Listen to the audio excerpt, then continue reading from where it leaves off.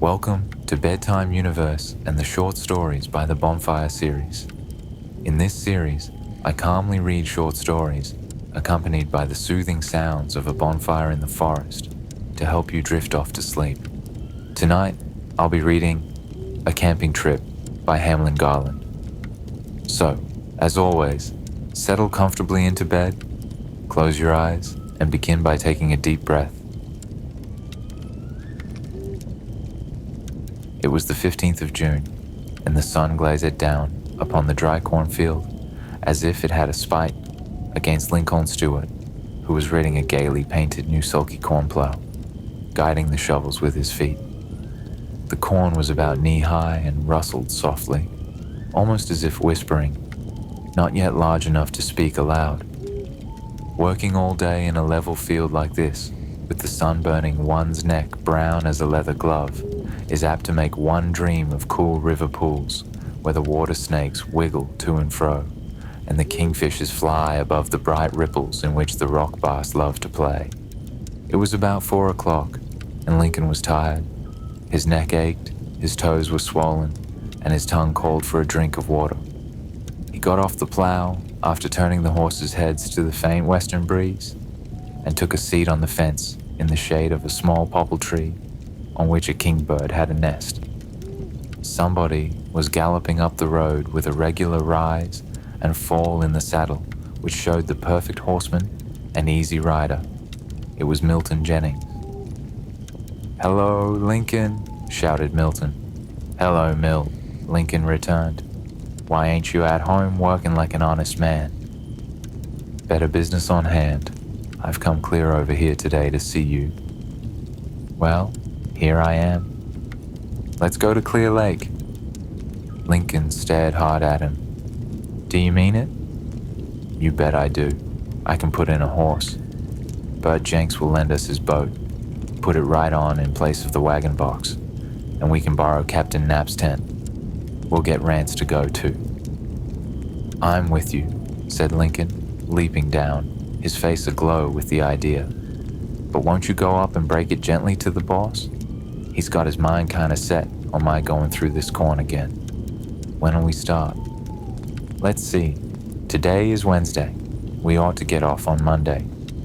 "Well, now, if you don't mind, Milt, I'd like to have you go up and see what Father says." "I'll fix him," said Milton. "Where is he?" "Right up the road, mending fence." Lincoln was so tickled, he not only leaped the fence, but sprang into the plow seat from behind and started on another round, singing, showing how instantly hope of play can lighten a boy's task. But when he came back to the fence, Milton was not in sight, and his heart fell. The outlook was not so assuring. It was nearly an hour later when Milton came riding back. Lincoln looked up and saw him wave his hand and heard his shout. The victory was won. Mr. Stewart had consented. Lincoln whooped with such wild delight that the horses, swerving to the right, plowed up 2 rows of corn for several rods before they could be brought back into place.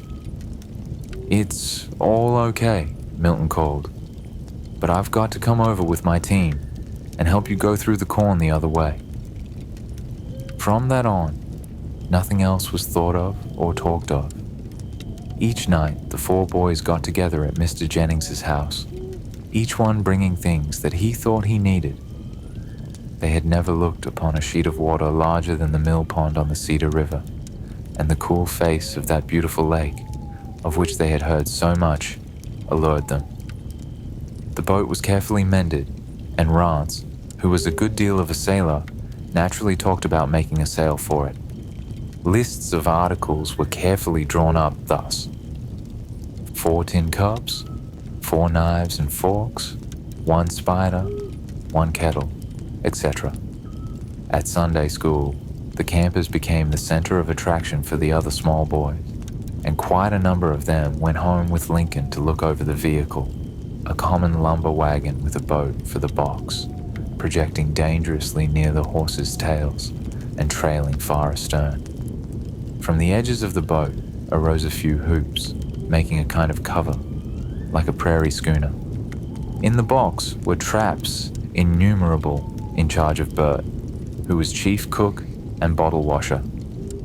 Each man's duty had been assigned. Lincoln was to take care of the horses. Milton was to look after the tent and places to sleep. Rance was treasurer, and Bert was the cook, with the treasurer to assist. All these preparations amused an old soldier like Captain Knapp. "Are you going to get back this fall?" he asked slyly as he stood about, enjoying the talk. "We'll try to," replied Milton. Yes, there the craft stood, all ready to sail at daybreak, with no wind or tide to prevent, and every boy who saw it said, "I wish I could go." And the campers, not selfish in their fun, felt a pang of pity as they answered, "We wish you could, boys."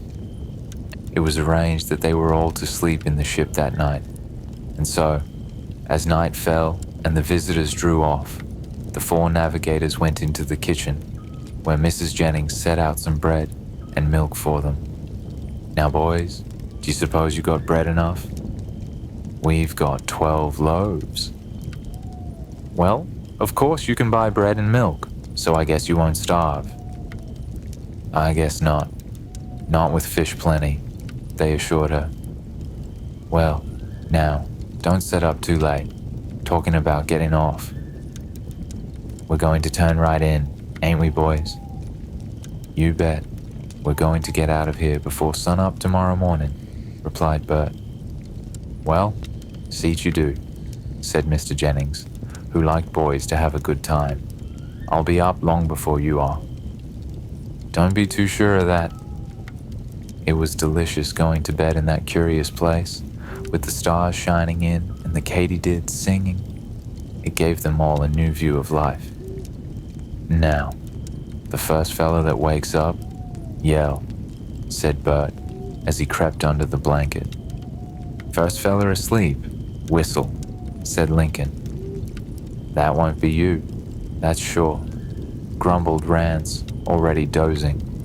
As a matter of fact, no one slept much. About 2 o'clock they began. First one, and then the other. "Say, boys, don't you think it's about time? Boys, it's getting daylight in the east." "No, it ain't. That's the moon." At last, the first faint light of the sun appeared, and Lincoln rose, fed the horses, and harnessed them, while the other boys got everything else in readiness. Mr. Jennings came out soon, and Mrs. Jennings got some hot coffee for them, and before the sun was anywhere near the horizon, they said goodbye and were off. Mr. Jennings shouted many directions about the road, while Mrs. Jennings told them again to be careful on the water. To tell the truth, the boys were a little fagged at first, but at last, as the sun rose, the robins began to chatter, and the bobolinks began to ring their fairy bells, and the boys broke into song. For the first hour or two, the road was familiar and excited no interest, but then they came upon new roads, new fields, and new villages. Streams curved down the slopes and ran musically across the road, as if on purpose to water their horses. Wells beside the fences under silver leaf maples invited them to stop and drink and lunch. Boys they didn't know, on their way to work, stopped and looked at them enviously. How glorious it all was. The sun grew hot, and at 11 o'clock they drew up in a beautiful grove of oaks, beside a swift and sparkling little river, for dinner and to rest their sweaty team. They concluded to eat donuts and drink milk for that meal, and this gave them time to fish a little and swim a good deal, while the horses munched hay under the trees. After a good long rest, they hitched the team in again and started on toward the west. They had still halfway, 25 miles, to go. The way grew stranger. The land, more broken and treeless, seemed very wonderful to them. They came into a region full of dry lake beds, and Bert, who had a taste for geology, explained the cause of the valleys so level at the bottom and pointed out the old-time limits of the water. As night began to fall, it seemed they had been a week on the way. At last, just as the sun was setting, they saw a dark belt of woods ahead of them and came to a narrow river, which the farmers said was the outlet of the lake. They pushed on faster, for the roads were better, and just at dusk, they drove into the little village street, which led down to the lake, to which their hungry eyes went out first of all. How glorious it looked, with its waves lapping the gravelly beach and the dark groves of trees standing purple-black against the orange sky. They sat and gazed at it for several minutes without saying a word. Finally, Rance said, with a sigh, "Oh, wouldn't I like to jump into that water?" "Well, this won't do. We must get a camp," said Milton, and they pulled the team into a road leading along the east shore of the lake. "Where can a fellow camp?" Bert called to a young man who met them, with a pair of oars on his back. "Anywhere down in the woods." He pointed to the south. They soon reached a densely wooded shore where no one stood guard, and drove along an old wood road to a superb camping place near the lakeshore under a fine oak grove. "Whoa!" yelled Milton. All hands leaped out. Milton and Lincoln took care of the horses. Bert seized an axe and chopped on one side of two saplings, bent them together, tied them, cleared away the brush around them, and with Rance's help drew the tent cloth over them. This was the camp. While they dug up the bedding and put it in place, Rance built a fire and set some coffee boiling. By the time they sat down to eat their bread and coffee and cold chicken, the grove was dark. The smoke rose in a billowy mass, vanishing in the dark, cool shadows of the oaks above. A breeze was rising. Below them they could hear the lap of the waves on the boulders. It was all so fine, so enjoyable, that it seemed a dream from which they were in danger of waking. After eating, they all took hold of the boat and eased it down the bank into the water. "Now, who's going to catch the fish for breakfast?" asked Bert. "I will," replied Rance, who was a lucky fisherman. "I'll have some fish by sunup, see if I don't." Their beds were hay, with abundant quilts and blankets spread above, and as Lincoln lay looking out of the tent door at the smoke curling up, hearing the horses chewing and an owl hooting, it seemed gloriously like the stories he had read and the dreams he had had of sometime being free from care and free from toil, far in the wilderness.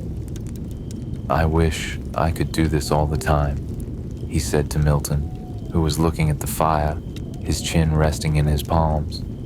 "I can tell better after a week of it," retorted Milton. To a boy like Lincoln, or Rance, that evening was worth the whole journey, that strange, delicious hour in the deepening darkness, when everything seemed of some sweet, remembered far-off world. They were in truth living as their savage ancestry lived, close to nature's mystery. The pensiveness did not prevent Milton from hitting Bert a tremendous slap with a bootleg, saying, "Hello, that mosquito pretty near had you that time." And Bert, familiar with Milton's pranks, turned upon him, and a rough and tumble tussle went on till Rance cried out, "Look out there, you'll be tipping over my butter." At last, the rustle of the leaves over their heads died out in dreams, and the boys fell asleep, deliciously tired, full of plans for the next day. Morning dawned, cool and bright, and Bert was stirring before sunrise. Rance was out in the boat before the pink had come upon the lake, while Milton was skirmishing for some milk.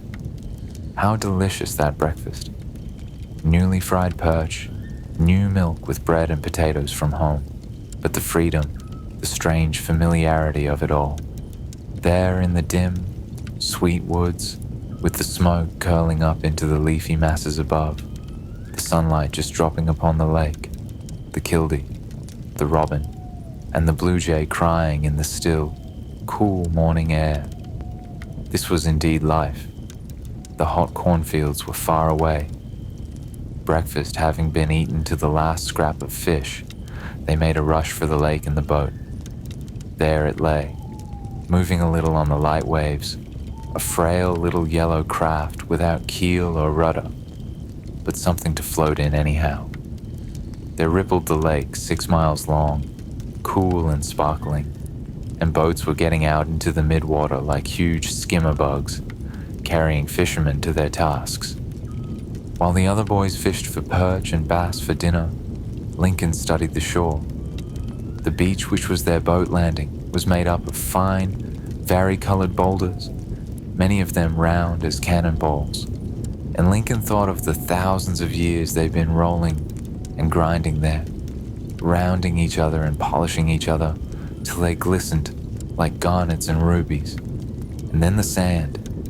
He waded out into the clear yellow waters and examined the bottom, which was set in tiny waves, beautifully regular, the miniature reflexes of the water in motion. It made him think of the little wind waves in the snow, which he had often wondered at in winter.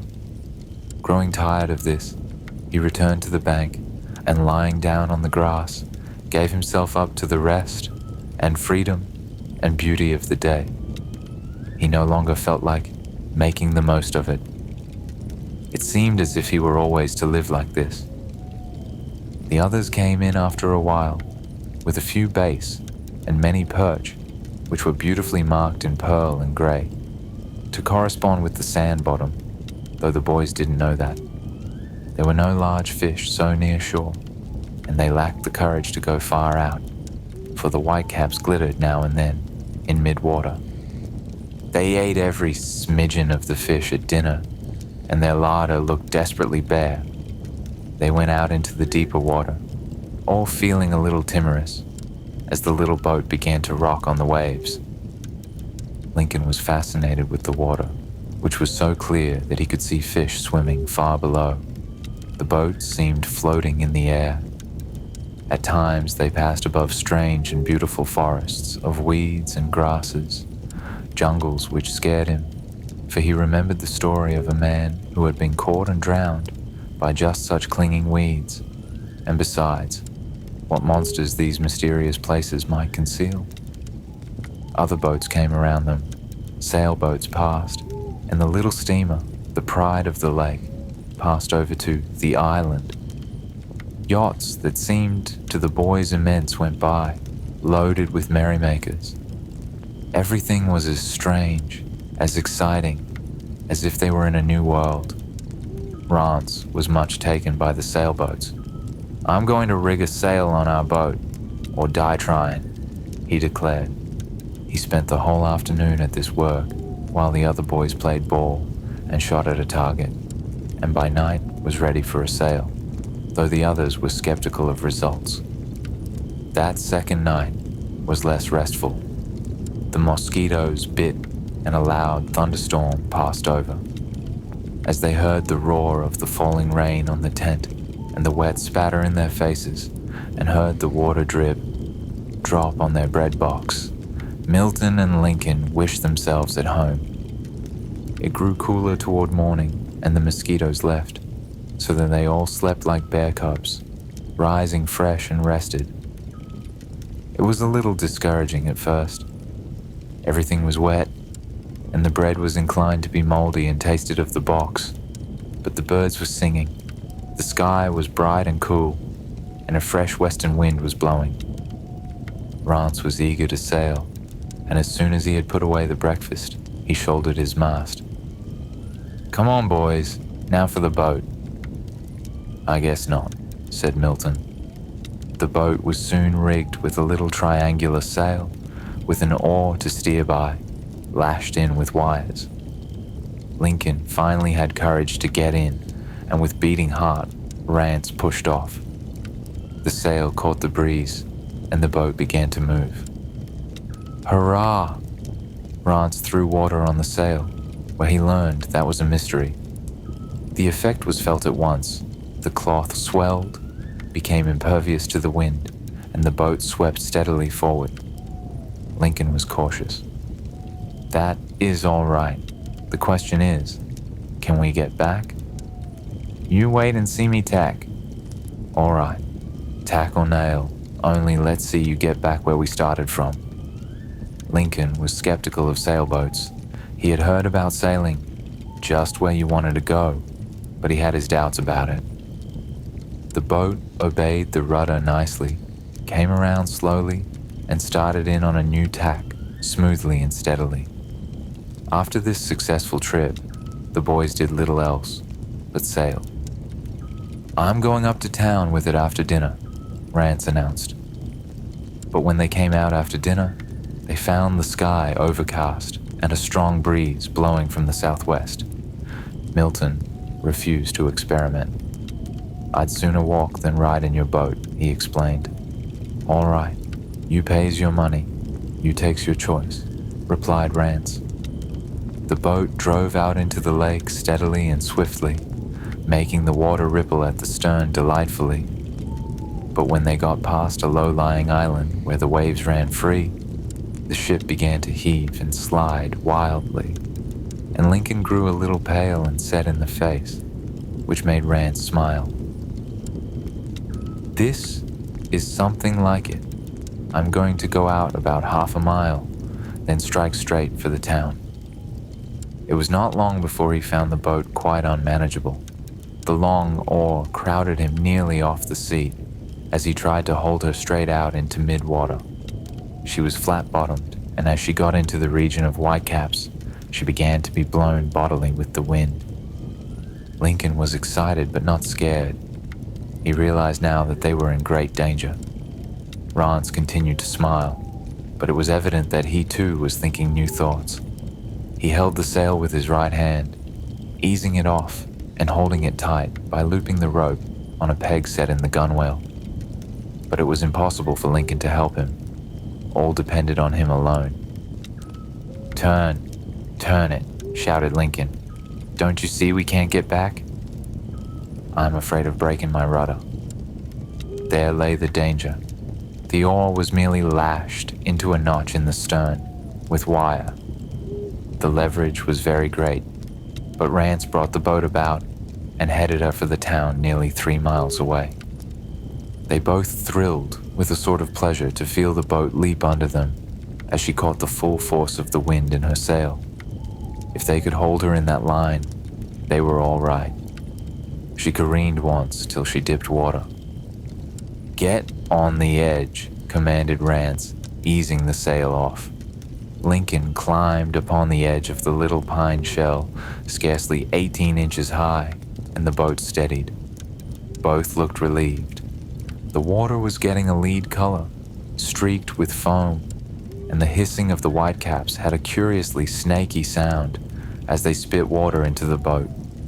The rocking had opened a seam in the bottom, and Lincoln was forced to bail furiously. Rance, though a boy of unusual strength, clear-headed and resolute in time of danger, began to feel that he was master only for a time. I don't suppose this is much of a blow, he grunted, but I don't see any of the other boats out. Lincoln glanced around him. All the boats, even the 2 masters, were in, or putting in. Lightning began to run down the clouds in the west in zigzag streams. The boat, from time to time, was swept sidewise out of its course, but Rance dared not ease the sail for fear he could not steer her, and besides he was afraid of the rapidly approaching squall. If she turned sideways toward the wind, she would instantly fill.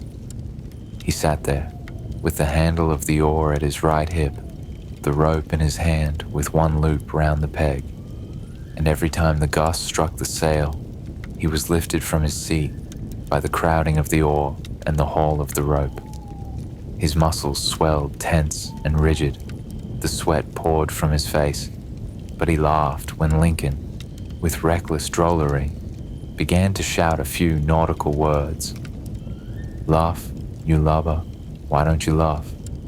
Hard a port there, you'll have us playing on the sand yet. That's right, all we got to do is to hard a port when the wind blows. The farther they went, the higher the waves rolled, till the boat creaked and gaped under its strain, and the water began to come in fast. "Bail her out," shouted the pilot. The thunder broke over their heads, and far away, to the left, they could see rain and the water white with foam, but they were nearing the beach at the foot of the street. A crowd was watching them with motionless intensity. They were now in the midst of a fleet of anchored boats. The blast struck the sail, tearing it loose and filling the boat with water, but Rance held to his rudder, and threading her way among the boats, the little craft ran half her length upon the sand. As Rance leapt ashore, he staggered with weakness. Both took shelter in a nearby boathouse. The boatkeeper jeered at them. "Don't you know any more'n to go out in such a tub as that on a day like this? I expected every minute to see you go over." "We didn't," said Rance. "I guess we made pretty good time." "Time? You'd better say time. If you'd been 5 minutes later, you'd had time enough." It was a foolhardy thing. Rance could see it now as he looked out on the mad water and at the little flat, awkward boat on the sand. An hour later, as they walked up the wood, they met the other boys halfway on the road, badly scared. "By golly, we thought you were goners," said Milton. "Why? We couldn't see the boat after you got out a little ways. Looked like you were both sitting in the water." They found the camp badly demoralized. Their blankets were wet and the tent blown out of plumb, but they set to work clearing things up. The rain passed and the sun came out again, and when they sat down to their supper, the storm was far away. It was glorious business to these prairie boys. Released from work in the hot cornfields, in camp on a lovely lake, with nothing to do but swim or doze when they pleased, they had the delicious feeling of being travelers in a strange country, explorers of desert wilds, hunters and fishers in the wildernesses of the mysterious West. To Lincoln, it was all so beautiful that it almost made him sad. When he should have enjoyed every moment, he was saying to himself, "Day after tomorrow, we must start for home." The happy days passed all too swiftly. Occasionally Milton said, "I wish I had one of Mother's biscuits this morning," or some such remark, but someone usually shied a potato at him. Such remarks were heretical. They explored the woods to the south, a wild jungle, which it was easy to imagine quite unexplored. Some years before, a gang of horse thieves had lived there, and their grass-grown paths were of thrilling interest, although the boys never quite cared to follow them to the house where the shooting of the leader had taken place. Altogether, it was a wonderful week, and when they loaded up their boat and piled their plunder in behind, it was with sad hearts. It was late Saturday night when they drew up in Mr. Jennings's yard, but to show that they were thoroughly hardened campers, they slept in the wagon another night. At least 3 of them did. Milton shamelessly sneaked away to his bed, and they did not miss him until morning. Mrs. Jennings invited them all to breakfast, and nobody refused. "Land o' Goshen," said she, "you eat as if you were starved." "We are," replied Bert. "Oh, but it was fun, wasn't it, boys?" cried Lincoln. "You bet it was. Let's go again next year." "All right," said Milton. "Raise your weapons and swear." They all lifted their knives in solemn covenant to go again the following year, but they never did. Of such changeful stuff are the plans of youth. That was the end of a camping trip. I will let the bonfire keep going for a while, so you can stay relaxed and peacefully drift off to sleep. If sleep doesn't come right away, remember that laying still and resting peacefully is still valuable for your body and mind. Sweet dreams, and I'll see you next time.